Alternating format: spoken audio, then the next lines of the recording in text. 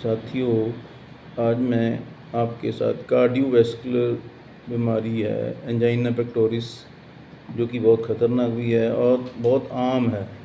बहुत लोग angina pectoris से प्रभावित हैं। इसके बारे में मैं आपको बताता हूँ। एंजाइना पेक्टोरिस एक छाती की बीमारी है, चेस्ट बीमारी है, जिसमें डिस्कम्फर्ट हो जाता है छाती में, क्योंकि जो ब्लड फ्लो होता है, जो हार्ट मसल को खून जाता है, वो कम हो जाता है। वो कम क्यों होता है? Narrowing of coronary artery disease. जो कॉर्नरी आर्टरी होती है वो थोड़ी नैरो हो जाती है, उससे ब्लड जो हार्ट के मसल को सप्लाई करता है वो कम जाता है और उसकी वजह से डिस्कम्फर्ट और पेन महसूस होती है छाती में। ये एक सिम्टम है छाती में दर्द होना, अपने आप में ये बीमारी नहीं है।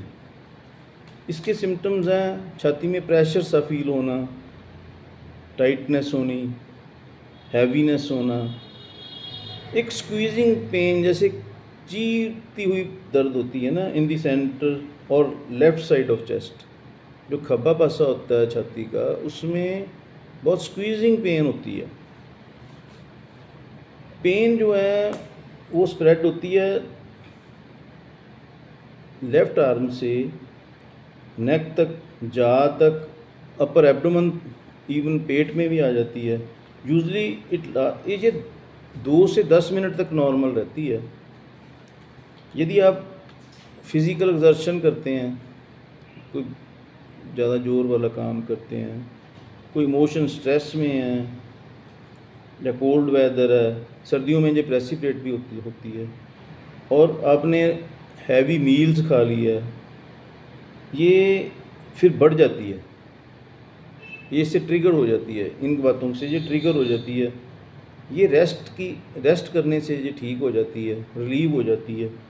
जहाँ सबलिंगुअल नाइट्रोग्लिसरीन की एक टेबलेट जीभ के नीचे रख लो तो उससे भी ये रिलीव हो जाती है। ये जो बीमारी है वो 2-3 प्रकार की है, मैं आपको बताता हूँ। एक है स्टेबल एंजाइना। जो स्टेबल एंजाइना है जो प्रिडिक्टेबल है, इसका पता चल जाता है।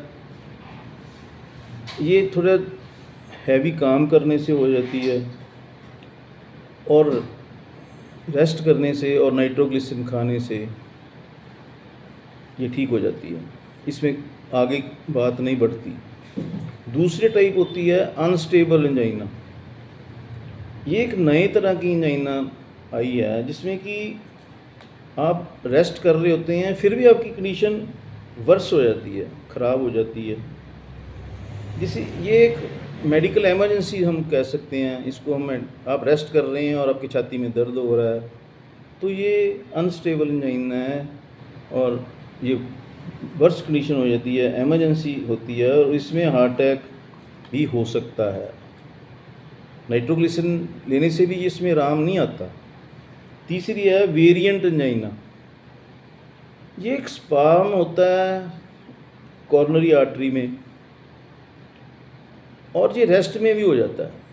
ये भी एक एमरजेंसी कंडीशन है। इसमें सारी एंजाइना में जो रिस्क फैक्टर हैं वो ये हैं: हाई बीपी की वजह से ये हो सकता है, डायबिटीज़ की वजह से हो सकता है, हाई कोलेस्ट्रॉल हो तो हो सकता है, स्मोकिंग, जो लोग ज़्यादा स्मोक करते हैं उनमें तो जो रिस्क बहुत ज़्यादा बढ़ जाता है, मोटापा, ओबेसिटी, ओल्ड एज, और यदि फैमिली हिस्ट्री है आपकी तो उसमें भी हार्ट डिजीज़ का यदि फैमिली हिस्ट्री है तो उसमें ये बात आम हो जाती है। बाकी इसमें इन्वेस्टिगेशन होती हैं। पहले तो सबसे पहले ईसीजी कराई जाती है, कार्डियक ट्रोपोनिन भी होता है, इकोकार्डियोग्राफी भी कर सकते हैं, एक्सरसाइज स्ट्रेस टेस्ट बोलते हैं इसको, कॉर्नरी एंजियोग्राफी भी करा देते हैं। बाकी इसका ट्रीटमेंट है, सबसे पहला ये ट्रीटमेंट है कि स्मोकिंग बंद कीजिए। जो आप सिगरेट स्मोक करते हैं या बीड़ी स्मोक करते हैं उसको आपको रोकना पड़ेगा।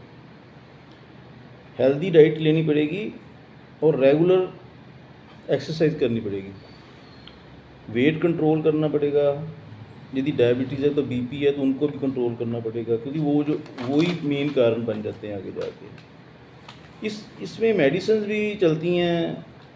सबलिंगुअल नाइट्रोग्लिसरिन है फॉर एक्यूट अटैक्स, जब एक्यूट अटैक छाती में होता है तो हम सबलिंगुअल नाइट्रोग्लिसरिन दे देते हैं, जिससे कि आराम भी आ जाता है। एस्पिरिन, यदि आपको कंट्राइंडिकेटेड नहीं है तो आप एस्पिरिन भी ले सकते हैं। स्टेटिन्स भी यूज़ होते हैं, जैसे एट्रोवास, रोवेस्टैटिन, ऐसे ये चलती हैं।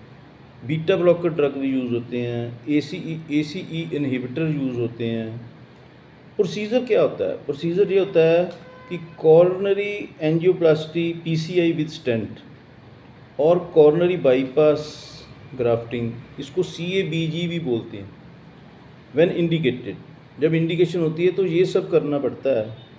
एमरजेंसी इसमें ये होती है, चेस्ट पेन जो है 15 से 20 मिनट तक चल रही है और वो ख़त्म नहीं हो रही किसी चीज़ से, तो फिर दिस इज़ कॉल्ड एमरजेंसी।